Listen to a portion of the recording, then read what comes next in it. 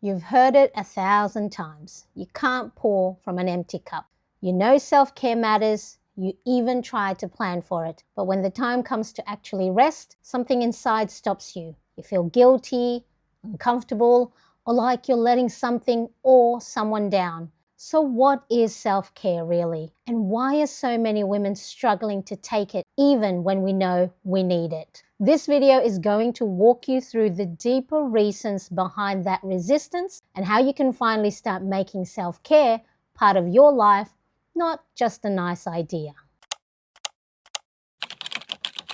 Let's be honest, self-care has been marketed to us as luxury. It's facials, spa days, green smoothies, essential oils, candles. And while those things can be lovely, they're also kind of surface level.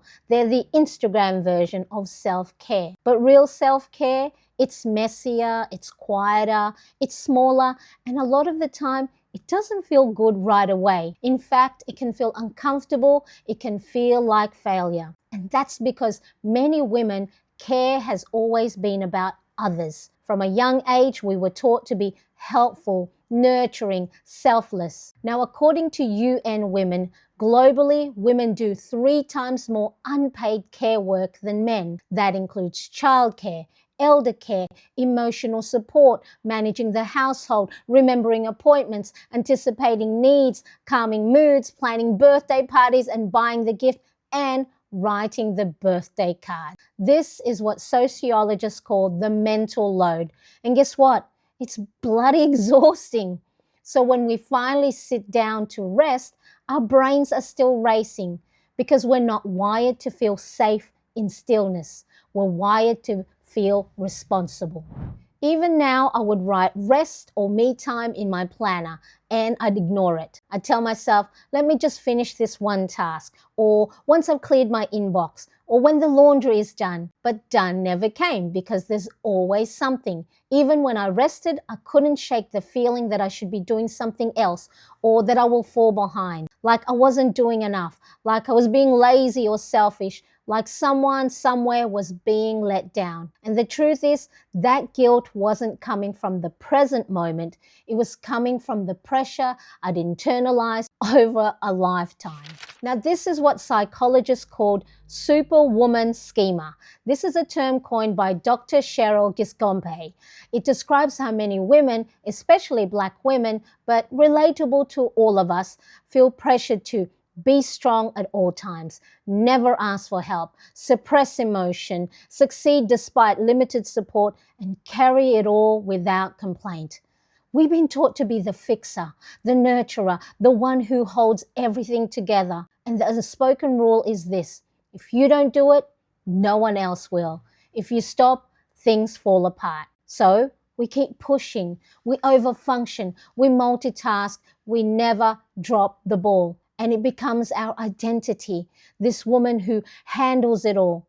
But here's the cost: we don't trust rest, because rest means release. And release means someone else might need to step in, and we've learned not to trust that that will happen.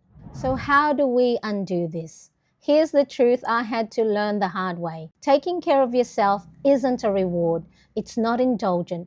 It's a responsibility to yourself and to everyone who relies on you. And sometimes that means letting go of a bit of control. So here are 3 simple ways to start taking your self-care back. 1, delegate. Even if they don't do it your way, let someone else take something off your plate. Ask your partner to handle dinner. Let your child take responsibility for their own backpack. Outsource the thing that drains you. 2, say no to something that can wait. Not everything needs to happen today. That report you said you'd finish tonight, the inbox that's never at 0, it can wait. Your nervous system can't. 3, ask for help without explaining. You don't owe anyone a reason. I'm overwhelmed and need a break is enough. You don't have to carry it all. And the truth is, you were never meant to.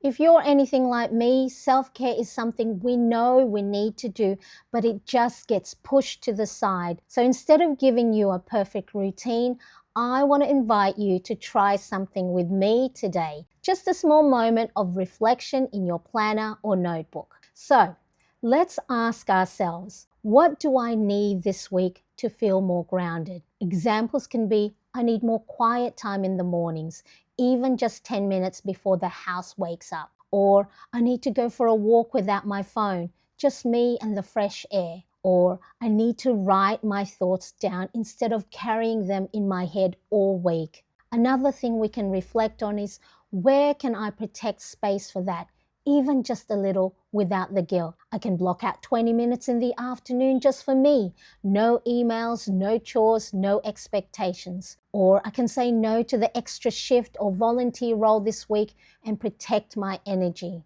Or I can schedule a short walk in my planner like an actual appointment because it matters. Another thing we can reflect on is, what am I doing just to keep up or out of fear instead of what actually feels aligned or needed? This could be, I'm replying to messages immediately because I don't want people to think I'm unreliable, but it's draining me.